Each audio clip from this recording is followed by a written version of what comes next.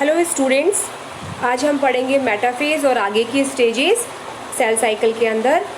जो मेटाफेज है इसमें सिस्टर क्रोमेटिड्स जो होते हैं they are attached with the kinetochore to which microtubules attached. और इसके अंदर क्या होता है, जो क्रोमोसोम्स होते हैं विद सिस्टर क्रोमेटिड्स जो है they are attached with the help of kinetochore to each other, और ये जो है मेटाफेजिक प्लेट पे अटैच हो जाते हैं। दोनों के दोनों जो सिस्टर क्रोमेटिड्स होते हैं they are held together with the help of cohesion.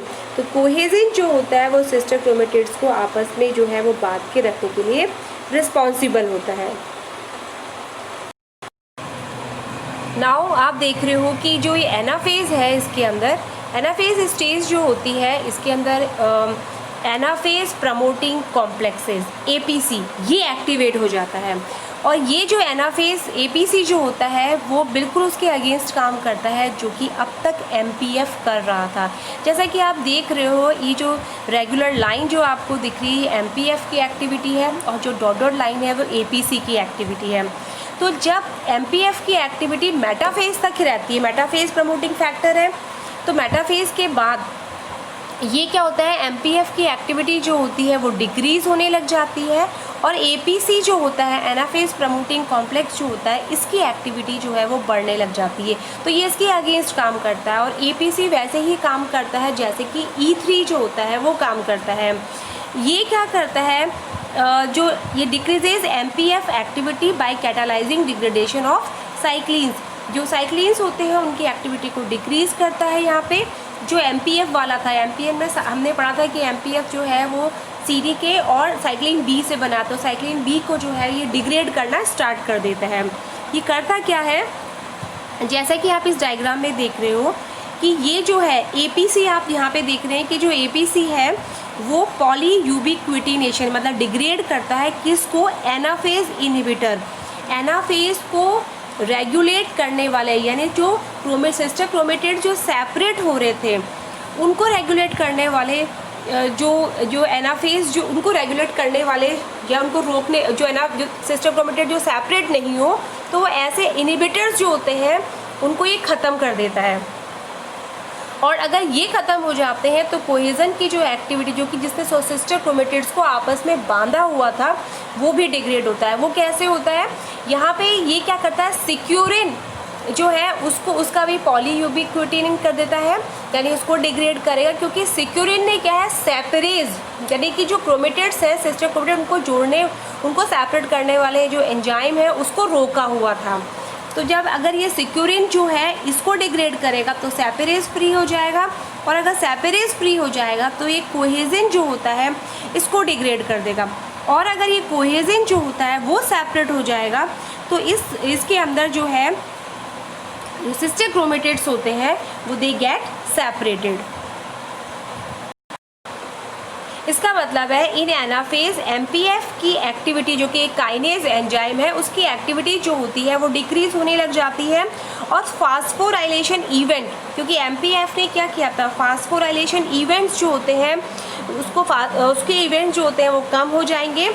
और चूँकि एपीसी एक्टिवेट होता है तो एपीसी जो होता है वो फॉस्फेटेज एंजाइम की एक्टिविटी को जो है वो इंक्रीज़ कर देगा।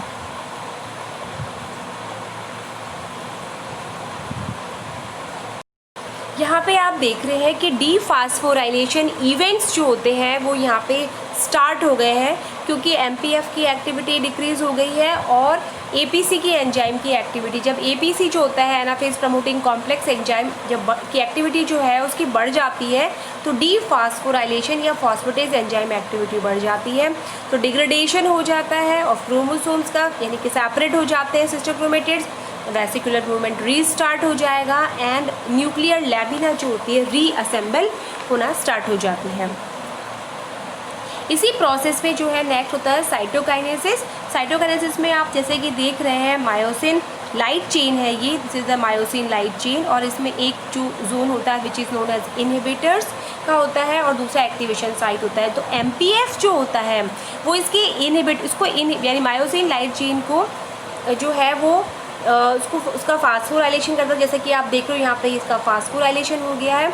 ऐसे ही मायोसिन लाइट चेन जो काइनेज एंजाइम होता है वो इसके एक्टिवेशन साइट को भी फास्फोराइलेट करता है। अब चूँकि फास्फेटेज एंजाइम एक्चुअली क्या है, एपीसी है, तो ये जो एपीसी होता है, ये एपीसी जो होता है ये जो जहाँ पर भी एमपीएफ ने इसको जो इसका फास्फोराइलेशन किया था उससे इसको डीफास्फोराइलेशन या फॉस्फेटेज एंजाइम एक्टिविटी से फॉस्फेट को हटा देगा और इसको एक्टिवेट कर देगा मायोसिन को।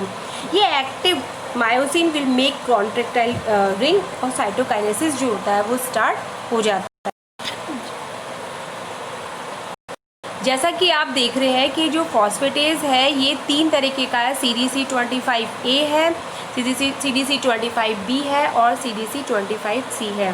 तो जो B वाला होता है which is responsible for activation of S phase and G phase, जो साइक्लिन एक्टिवेशन होता है उनके लिए रिस्पॉन्सिबल होता है। तो ये क्या है, ये फॉस्फेटेज जो होते हैं ये अब हम आगे पढ़ेंगे कि G1 है, G2 है और S। अभी तक हमने M का पढ़ा है, M फेज़ का, लेकिन अब हम पढ़ेंगे G1, G2 और S फेज़ के अंदर किस तरह से जो है वो साइक्लिन्स काम करते हैं।